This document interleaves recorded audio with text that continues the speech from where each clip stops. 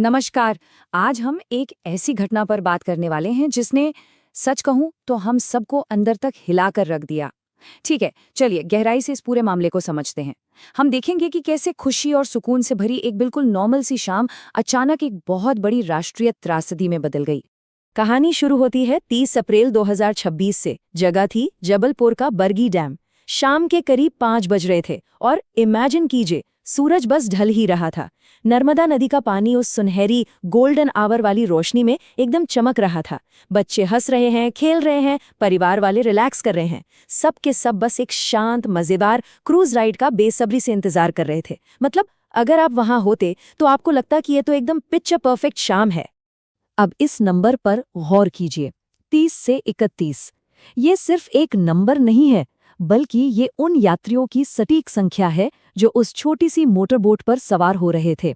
और इसमें हर उम्र के लोग थे। एक माँ थी जिसने अपने 3 साल के छोटे से बच्चे को गोद में लिया हुआ था। कुछ कॉलेज के स्टूडेंट्स थे जो खूब हंसी मजाक कर रहे थे। एक नई नवेली शादीशुदा जोड़ी थी और कुछ बुजुर्ग भी थे जो बस उस शांत सफर का मजा लेना चाहते थे। लेकिन अब यहाँ जो बात सबसे ज्यादा ध्यान खींचती है वो ये है कि नाव के किनारे से छूटने से पहले ही खतरे की घंटी बज चुकी थी। जी हाँ, सेफ्टी प्रोटोकॉल्स में जो पहली दरार थी ना, वो बोर्डिंग के टाइम पर ही साफ साफ दिखने लगी थी।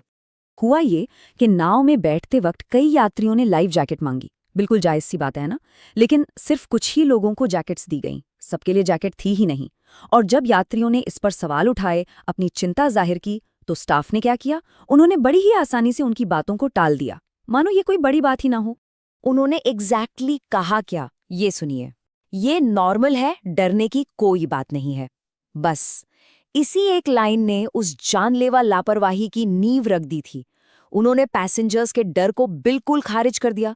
उस वक्त किसी ने सपने में भी नहीं सोचा था कि ये जो बेफिक्री है ना, ये आगे चलकर कितनी भारी पड़ने वाली है। अब नाव धीरे धीरे किनारे से दूर जाने लगी। लोग सेल्फी ले रहे थे, मजे कर रहे थे। लेकिन तभी अचानक सब कुछ बदलने लगा। वो जो एकदम शांत पिकनिक वाला माहौल था ना, वो पल भर में गायब हो गया और आसमान का रंग बड़ी तेजी से डरावना होने लगा। ये टाइमलाइन हमें साफ साफ दिखाती है कि कैसे चीजें हाथ से निकलीं। पहले दूर वो काले काले बादल दिखे, फिर अचानक हवा बहुत तेज हो गई और लहरें उठने लगी। डर के मारे लोगों ने चिल्लाना शुरू किया कि भाई नाव वापस ले चलो, लेकिन उनकी एक नहीं सुनी गई। और फिर वो हवा का एक जानलेवा झोंका आया। क्रू के पास इस पूरे हादसे को टालने का जो थोड़ा बहुत टाइम बचा था ना, वो अब पूरी तरह से खत्म हो चुका था। हवा इतनी तेज थी कि नाव पागलों की तरह डोलने लगी थी। पानी नाव के अंदर भरने लगा और वो जो हंसी खुशी के चेहरे थे, उन पर अब खौफ ने जगह ले ली थी। वहां सिर्फ चीख पुकार मच रही थी, यहां से वापस चलो, वापस चलो। इमेजिन कीजिए उस वक्त का वो पैनिक, वो हताशा। लोग अपनी जान की भीख मांग रहे थे। लेकिन तब तक बहुत देर हो चुकी थी। तभी एक बहुत बड़ी, एक विशाल लहर आई और उसने नाव का जो भी बचा खुचा बैलेंस था वो पूरी तरह बिगाड़ दिया। नाव पलट गई और एक ही झटके में वो सारे के सारे 30-31 लोग उस गहरी अंधेरी नर्मदा नदी में जा गिरे। बस एक पल लगा और उनकी दुनिया पलट गई। उस ठंडे पानी के अंदर का मंजर आप बस सोच कर देखिए। उस अफरा तफरी में जरा उस माँ के बारे में सोचिए जिसे तैरना तक नहीं आता था। पानी में गिरते ही उसने अपने उस 3 साल के छोटे से बच्चे को अपने सीने से और भी कसकर जकड़ लिया। पानी में डूबने का खौफ था, लेकिन उसने अपने बच्चे को नहीं छोड़ा। यह सिर्फ एक माँ की हिम्मत और किसी भी कीमत पर जिंदा रहने की वो मजबूत इच्छा शक्ति थी। चलिए आगे बढ़ते हैं और देखते हैं कि इसके बाद क्या हुआ।